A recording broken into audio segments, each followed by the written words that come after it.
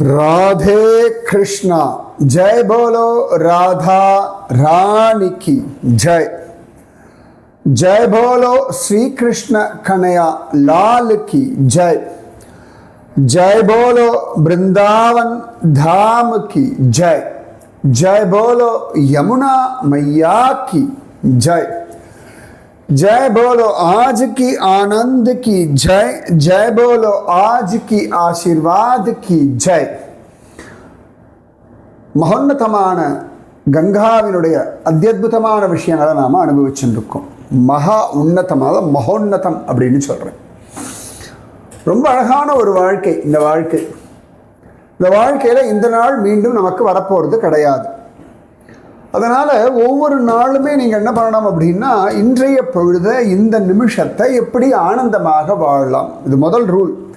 Utilise your time, utilise your energy. உங்களுக்குடைய இருக்கக்கூடிய சக்தியை உங்கள் வாழ்க்கையை ஆனந்தமாக வச்சுக்கிறதுக்கு உபயோகப்படுத்திக்கோங்க. அப்புறமா உங்கள்கிட்ட இருக்கக்கூடிய பணம் இல்லாட்டி சொத்து எதுவோ அது உங்களுக்கு நிம்மதியை தருவதற்காக உபயோகப்படுத்திக்கோங்க. ஆச்சா? அதே போல் தெய்வம்ன்றது அழகான ஒரு சக்தி. ஏன் பக்தி, ஏன் இந்த சத்சங்கம் கேட்கறது, ஏன் கோவிலுக்கு போகிறது, ஏன் பஜனை பண்ணுறோம், ஏன் பாராயணம் பண்ணுறோம், எல்லாமே சிம்பிள்.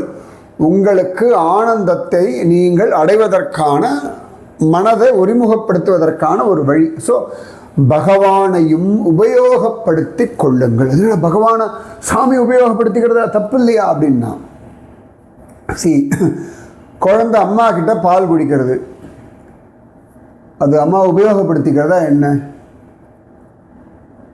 பிளண்டா சொல்லுங்க, அம்மா உபயோகம் படுத்திக்கிறது. அது குழந்தை என்ன தெரியும்? என்ன தெரியாது. பசிக்கிறதுன்னு அதுக்கு தெரியாது, கரெக்ட். அழணும்னு தெரியாது, அம்மா பால் கொடுத்தா குடிக்கணும்னு தெரியாது, வயிறு ரொம்ப எடுத்துன்னா பால் குடிக்கிறத நிப்பாட்டணும்னு தெரியாது, சூச்சு வந்தால் போகணும்னு தெரியாது, தூக்கம் வந்தால் அழணும்னு தெரியாது, விளையாடுறதுக்கு யாராவது வேணும்னா ஆவுன்னு கத்த தெரியாது, அப்பா கிட்ட எப்படி விளையாடணும், அம்மா கிட்ட எப்படி விளையாடணும், தாத்தா பாட்டி கிட்ட எப்படி விளையாடணும் எல்லாம் தெரியறதே. இப்போ எல்லாத்தையும் அந்த குழந்தையானது உபயோகப்படுத்திக்கிறது. கரெக்டு தானே? இப்போ வியாபாரம் பண்ணுறவா கஸ்டமர்ஸை உபயோகப்படுத்திக்கிறார், ரைட்டா? காய்கறி வியாபாரி, அப்புறமா இப்போ இந்த Amazon, Flipkart, Zomato, big basket, Blinkit என்னெல்லாம் இருக்கு இல்லையா? இப்போ இன்டர்நெட், இப்போ நான் இன்டர்நெட்டை யூஸ் பண்ணிக்கிறேன் இல்லையா? எனக்கு யூஸ் ஆகிறது, இன்டர்நெட் ப்ரொவைட் பண்ணுறேன், எனக்கு யூஸ் பண்ண என்ன யூட்டிலைஸ் பண்ணிக்கிறேன். இப்போ நான் இந்த வாட்ஸ்அப்பை ரெக்கார்ட் பண்ணுறேன், அப்போ நான் என்ன பண்ணுறேன்? மொபைலை யூஸ் பண்ணுறேன், இந்த மைக்கை யூஸ் பண்ணுறேன். அதுக்கப்புறமா இந்த சைஸ் இந்த சைஸை வந்து குறைக்கணும், பெருசாக வரும். இந்த சைஸு 70 MB 80 MB வரும். அது வந்து உங்களுக்கு மொபைலில் ரொம்ப இடம் பிடிக்கும். அதனால் என்ன பண்ணால் அதை குறுக்கிறதுக்காக ஒரு ஆப் வச்சுருக்கேன். உங்களோட இந்த audio format size 80 megabyte size இருக்கிறத 8 மெகாபைட் இப்போ குட்டியாக வரும். அதுக்கப்புறம் ஏஐ, அதில் என்ன பண்ணுறோம்? டெய்லி விதவிதமான இமேஜஸ்லாம் க்ரியேட் பண்ணி உங்களுக்கு அனுப்புகிறேன். நான் சொல்கிற விஷயத்தில் உங்களுக்கு நல்லா அழகாக மனசுலேயே பதிகிறது. இருந்தாலும் ஒரு ஏஐ இமேஜ் இருந்தால் இன்னும் ஈஸியாக இருக்குது, அதை உபயோகப்படுத்திக்கிறேன். இப்போ நான் என்ன பண்ணுறேன்? இதெல்லாம் பண்ணிவிட்டு இன்டர்நெட் வழியாக உங்களுக்கு வாட்ஸ்அப்பில் அனுப்புகிறேன். வாட்ஸ்அப்பை நான் உபயோகப்படுத்திக்கிறேன்.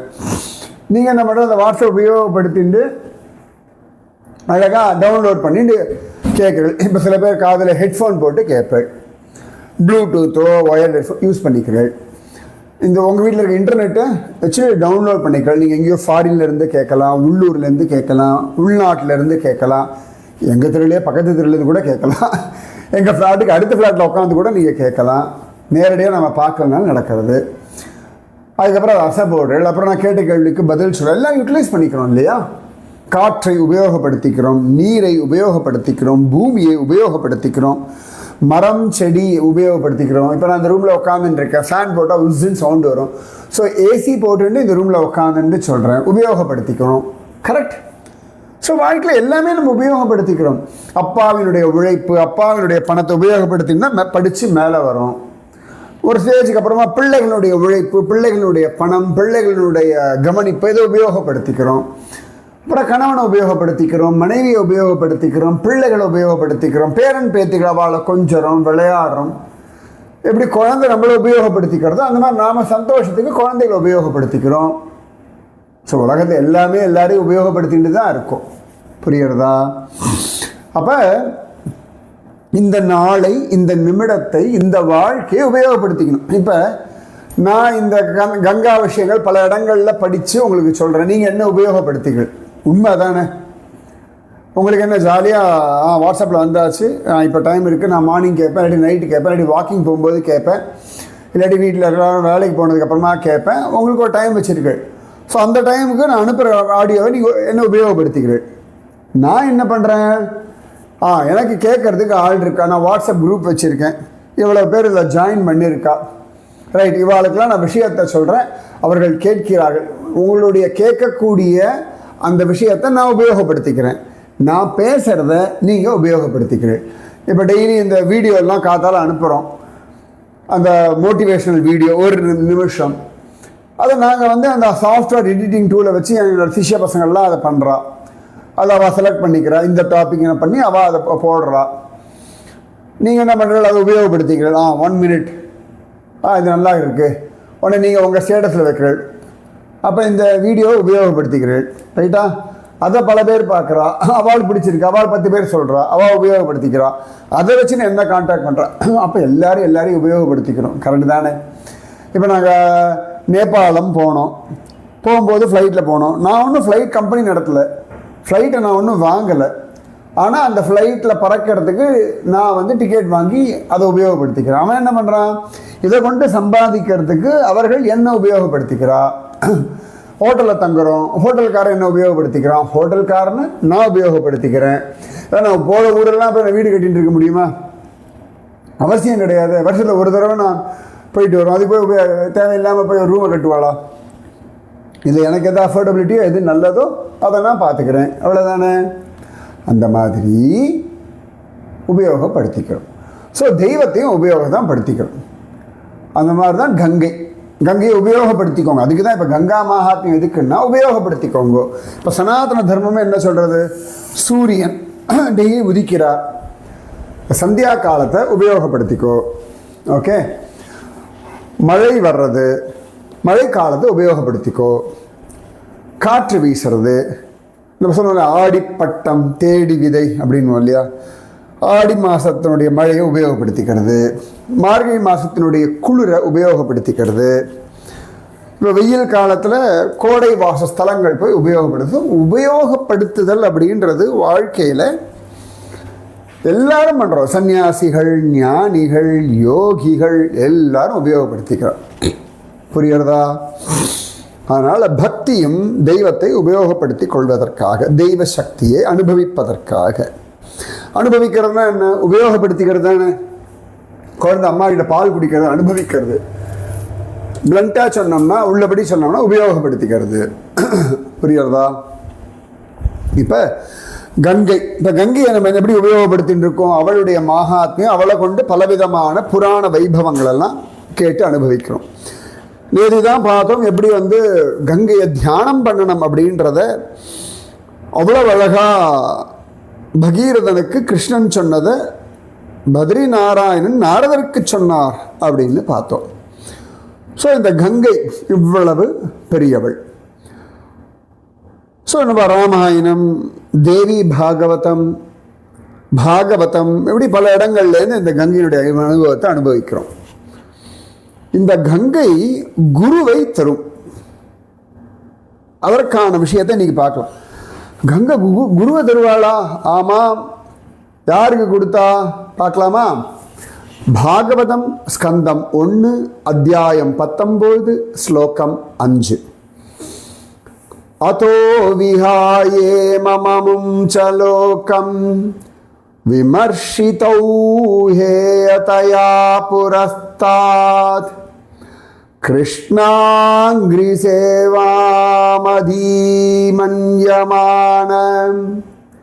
உபாவிஷத் பிராயமமர்த்தியநத்யாம்.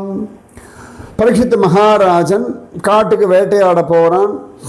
வழி தப்பி போயிடுறான். ரொம்ப தாகமா இருக்கு, எங்கேயாவது தண்ணீர் கிடைக்குமான்னு தேடிண்டு போறான். போகும் பொழுது ஒரு ரிஷியினுடைய ஆசிரமத்தை பார்க்கறான். அங்க உள்ள போறான். அங்க ஒரு ரிஷி உட்கார்ந்துட்டு இருக்கார், தபஸ் பண்ணிட்டு இருக்கார்.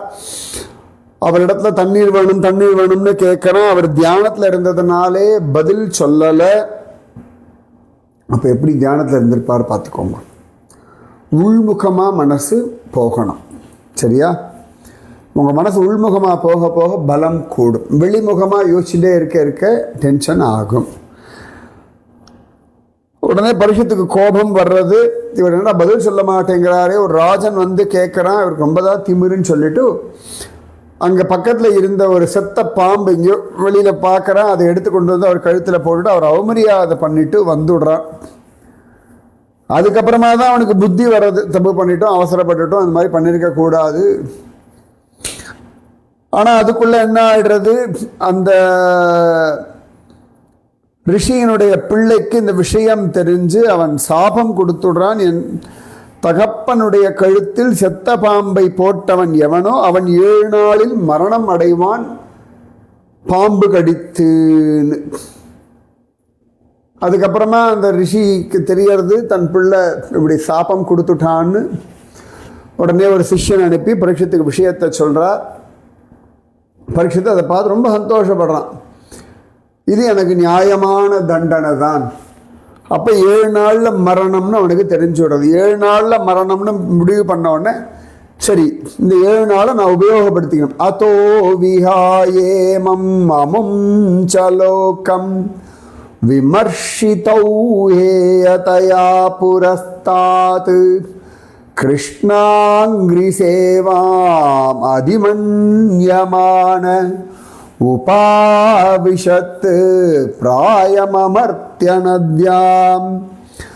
அப்போ உடனே பரீட்சித்து இந்த உலக ஆசை மற்ற எல்லா ஆசைகளையும் தொடர்ந்தான். அமர்த்திய நத்யாம், மரணமே இல்லாததான அற்புதமான நதியின் கரையில் வந்து அமர்ந்தான்.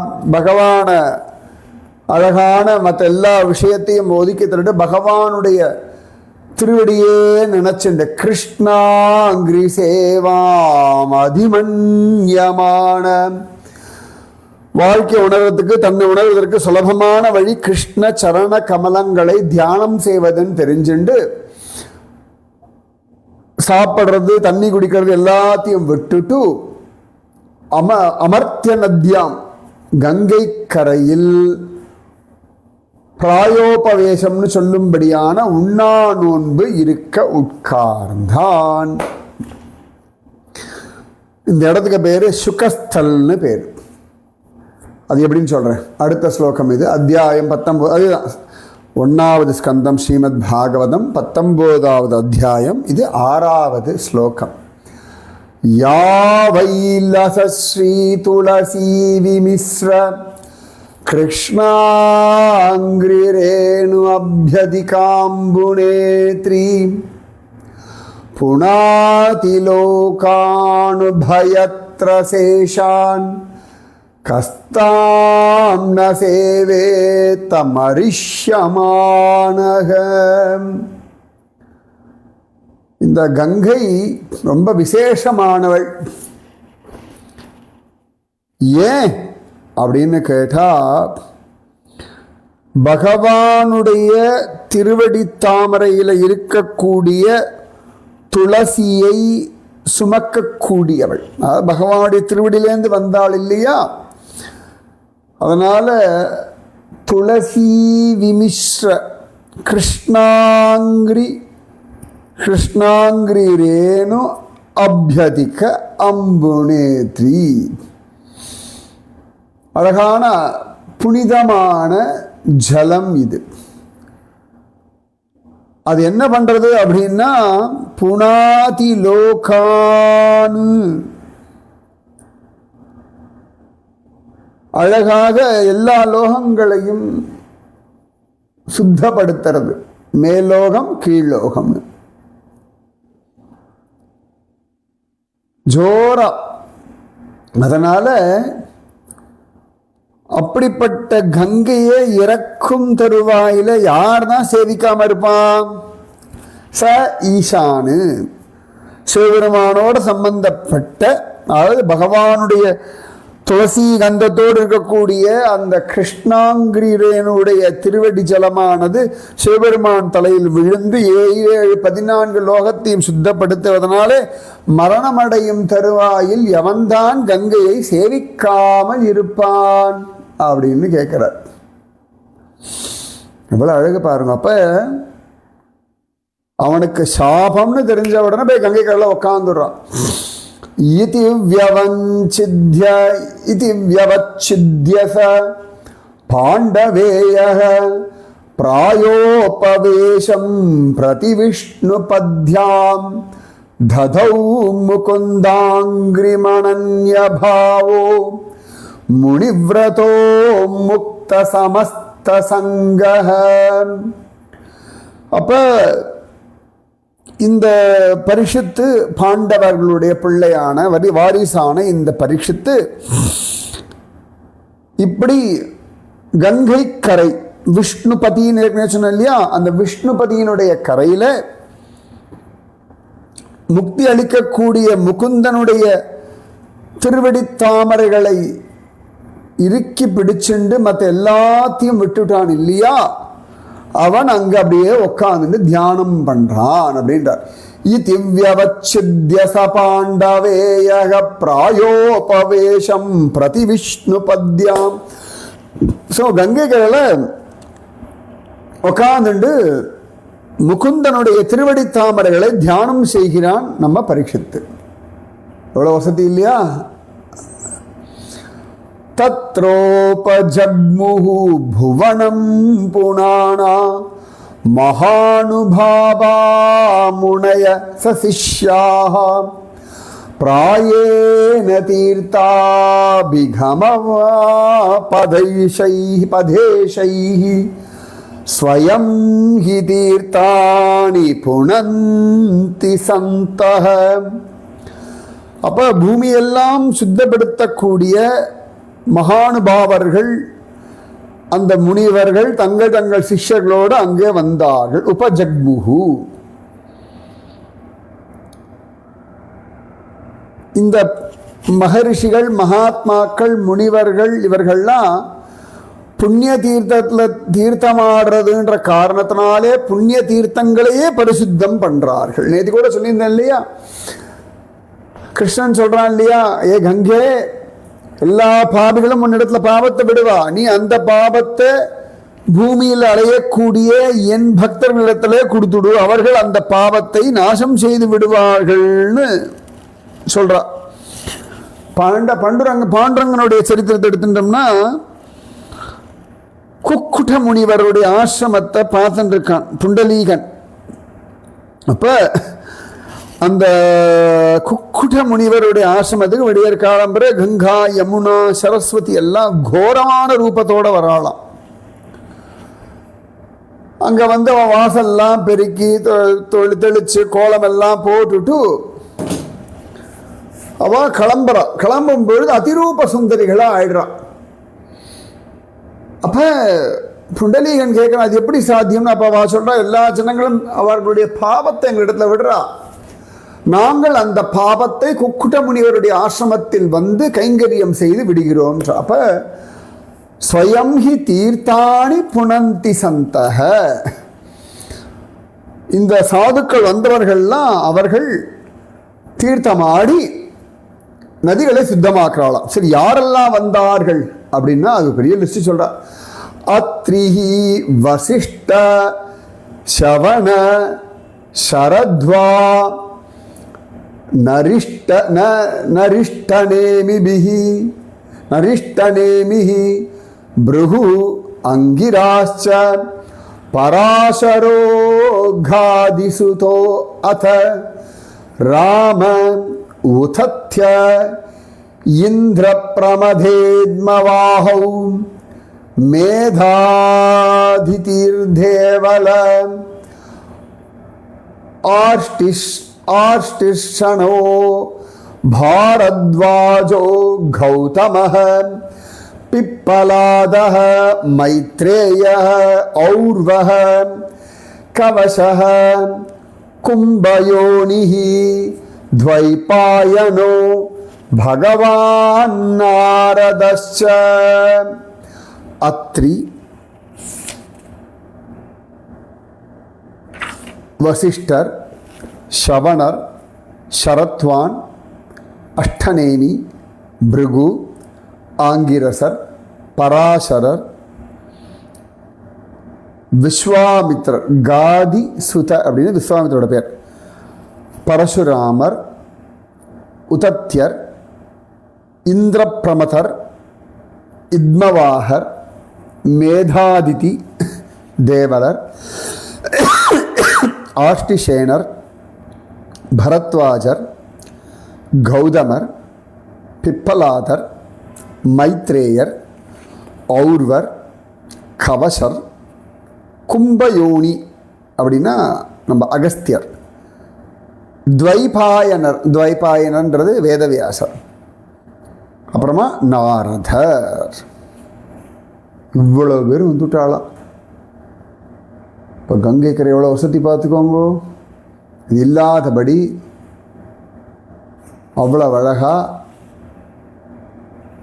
அந்யேச்ச தேவர்ஷிஹி பிரம்மர்ஷிஹி வர்யாக ராஜர்ஷி வர்யாக அருணாதயச்ச நானார்ஷேய பிரவலானு சமேதா நப்யர்ச்ச ராஜா சிரசா வவந்தே. அதில்லாதபடி தேவரிஷிகள், பிரம்மரிஷிகள், ராஜரிஷிகள், அருணர் எல்லாம் வந்துட்டா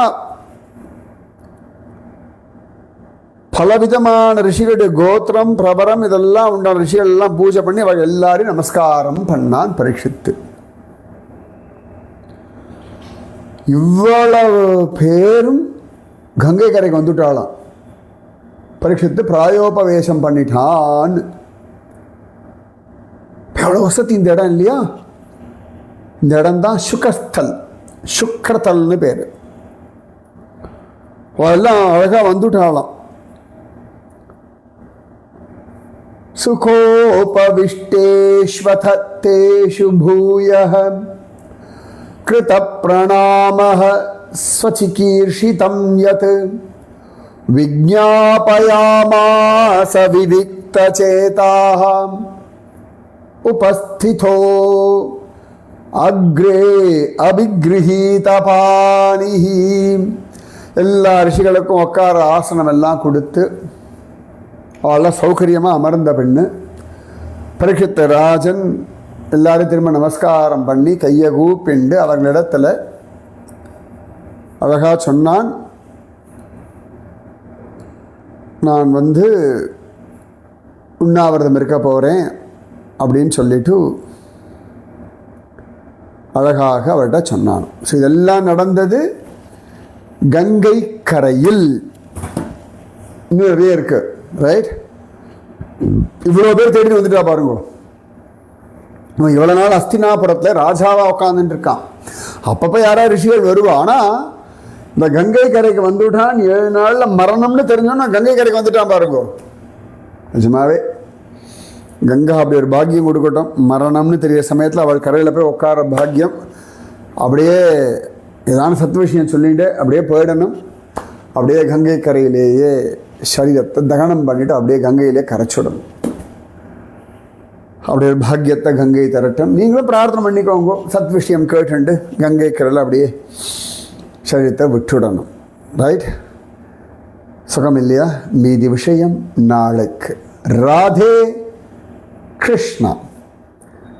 जय बोलो श्री कृष्ण कन्हैया लाल की जय। जय बोलो राधा रानी की जय। जय बोलो गंगा मैया की जय। जय बोलो हिमालय पर्वतराज की जय। जय बोलो आज की आनंद की जय। जय बोलो आज की आशीर्वाद की जय। जय बोलो श्रीमद् भागवत की जय। जय बोलो परीक्षित महाराज की जय। सो भागवतम இங்கே ஆரம்பிக்கிறேன் இல்லையா?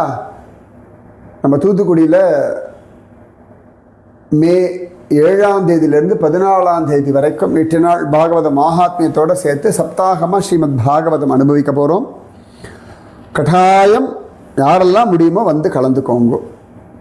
தூத்துக்குடி திருநெல்வேலி எங்கேயாவது ஹோட்டலில் ரூம் போட்டு தங்கினா டெய்லி அங்கே ஆத்தூரில் வந்து சத் விஷயங்கள் கேட்கலாம். சரியா? ராதே கிருஷ்ணா.